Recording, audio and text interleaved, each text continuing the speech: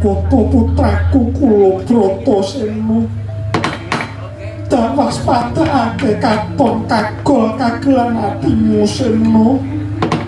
Apa sira wis kesel nglakoni panandhang iki, Nger? Abu Gundi, aku sakadang ora rumangsa kesel nglakoni panandhang iki.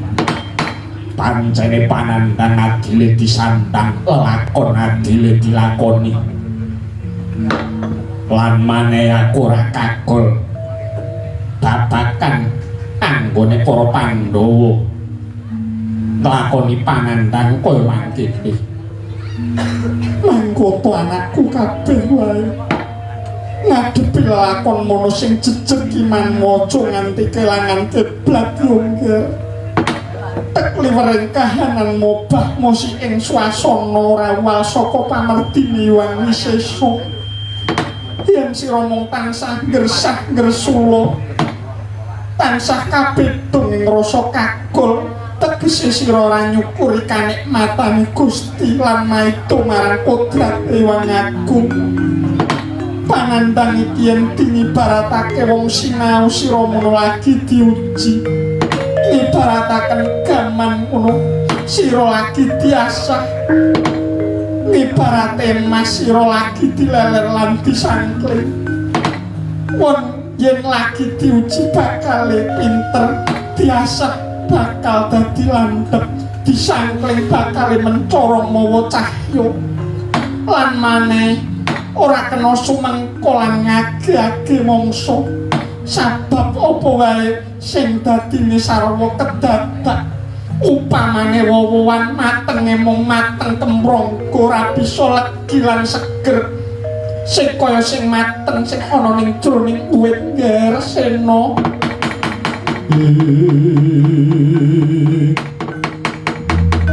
Caritane Satria Linu wis memarati mring kautaman.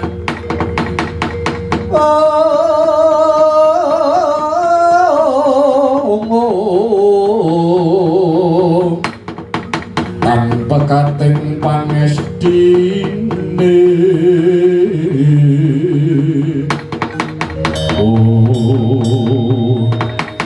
yen tetelo kaya mangkono mara kaki kuat-kuat no rasamu Ibu Gundi. Mara kaki ing ripalungan iki laku lamur laku sak dalan-dalan isine mung paweh tetulung marang yen tetelo kaya mangkono tupno laku Jandraku Sena.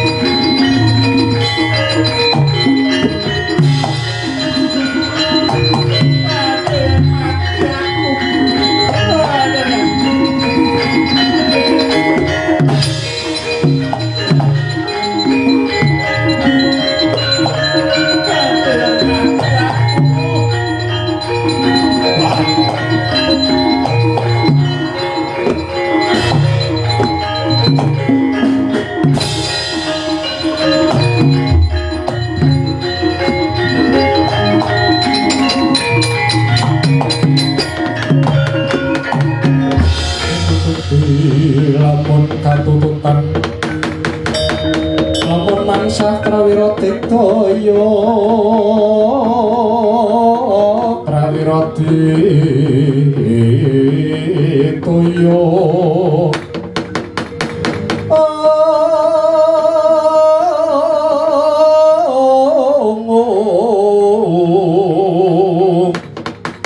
Ronanggono magawe gelare rawang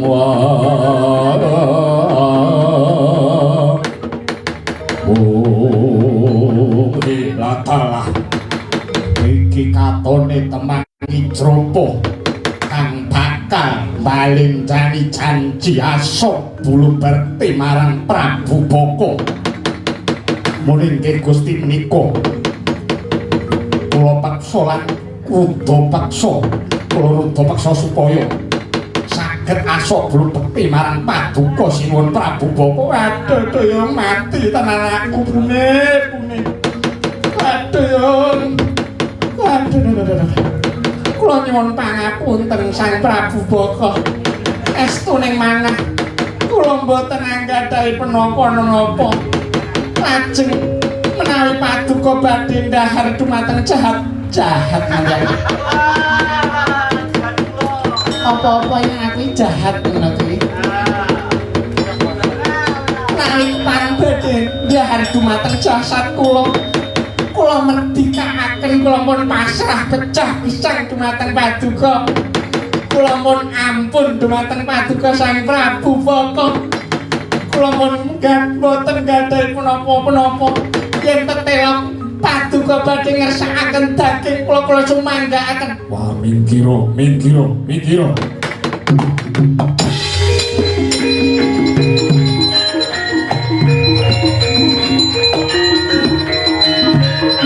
Sopo?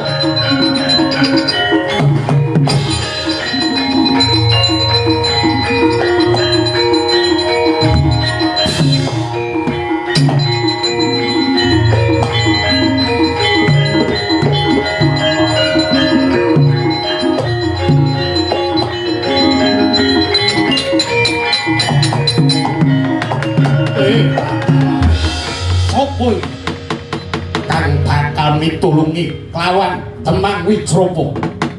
Ora usah ngreteni marang aku. Aku yen tetelo kowe bakal merjaya kawulamu, aku sing ora bakal narimakake. Yen to kowe bakal mangan wujuding manungsa, daginge luwih gedhe aku. Daginge luwih gothot aku. Mara kaki uculana marang Temang iki. Kowe latalah diwas kebenaran. Selamat uripmu Temang Wijropo. Aduh, Paduka menika sinten to? Lah kok badhe nulungi dumateng jasad kula? Ora usah mangerteni aku. Aku nek ing ripalung waniti.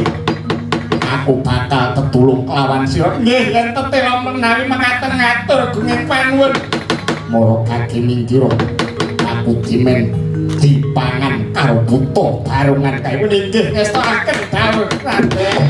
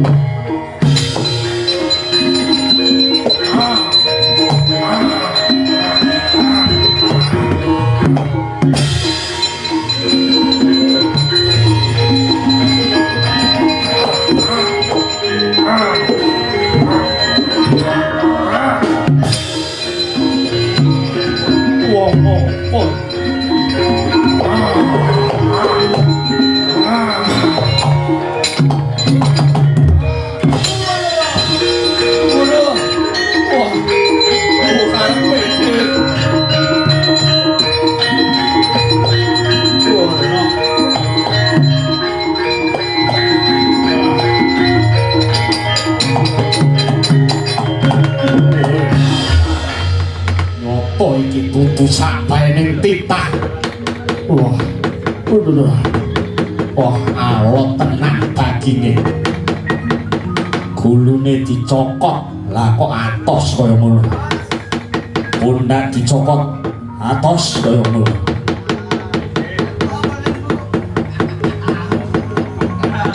Ya rempuk jaluk tahu.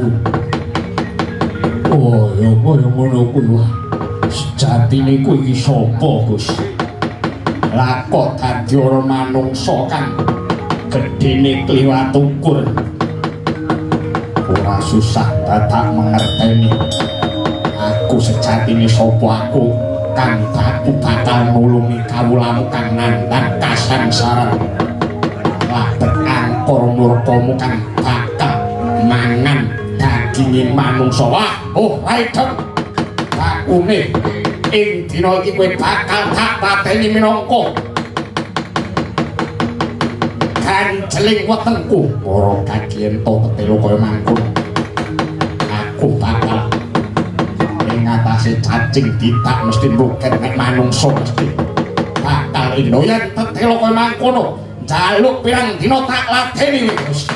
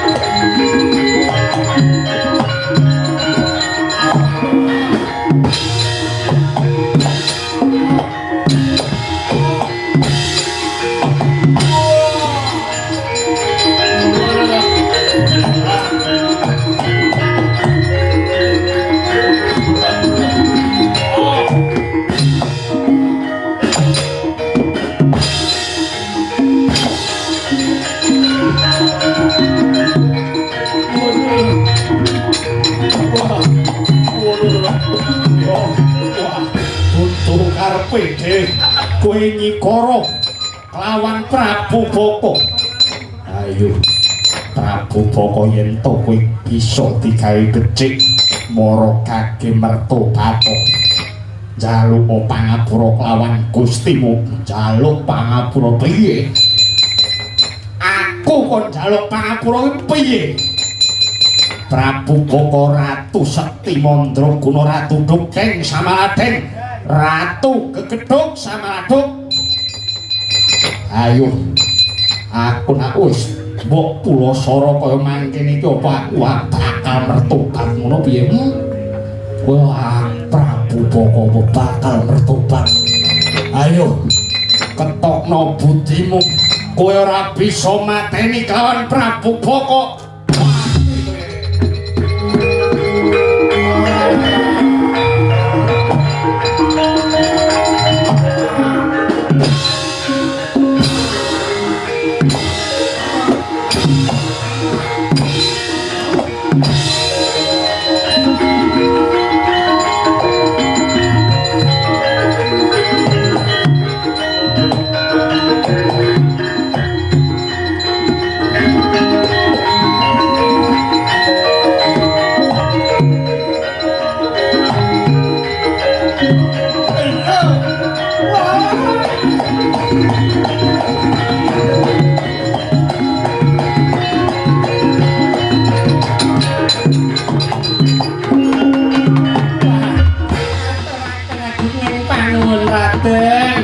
Wekdal samangke para kawula ing Eka Cakra Samya manggih ayem tentrem awit ratu ingkang sampun angkara murka saged ndika sirnakaken wis pinesti dadi kewajiban kumunah satumurka nyuwun pangapunten ketwau kula dereng kenalan kali paduka niku sinten paduka niku oh sangayu kula ugi ngaturaken gunging panuwun keparenga ing ripalenggan menika nila krami dumateng jasad kula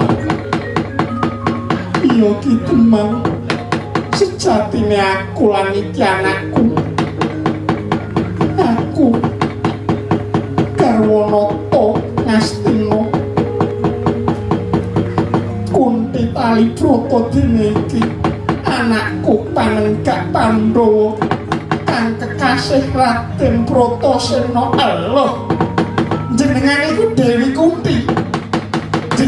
Dewi Kunti Talibrata arwane Sinuwun Prabu Pandhu Dewayana iya kaki teman ing ripalenggan iki aku Kunti Talibrata waduh ngaturaken panuwun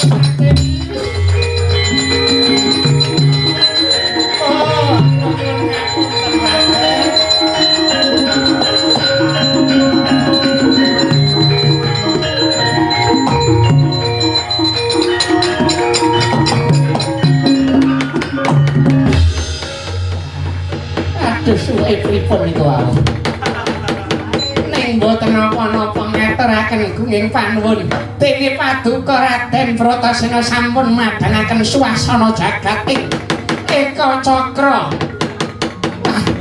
ya wis dadi kewajibane Satria Kusuma bangsa kang kudu njejekake pranatan agung ing jagat iki mula kang mangkono tak jaluk sakwise Bapa tumeking sirna laladan Eka Cakra tansah manggih hayu lan ayem tentrem inggih mugi-mugi saged lumeber dumateng lingkunganing Sikebrok mriki tansah pinaringan ayem tentrem murah sandang pangan panen ingkang melimpah ruah tur barokah amin Allahumma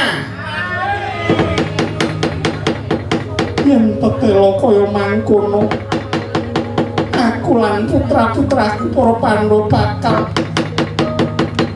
entekake laku brata mula kang tuga-tuga dika ati-ati aja keri aku bakal tetulung mring sapadha yen tetela kaya mangkono wis lermo ing kuwi ing Eka Cakra Bratasena bakal ngamur laku ing Eka Cakra iki ngestoaken Raden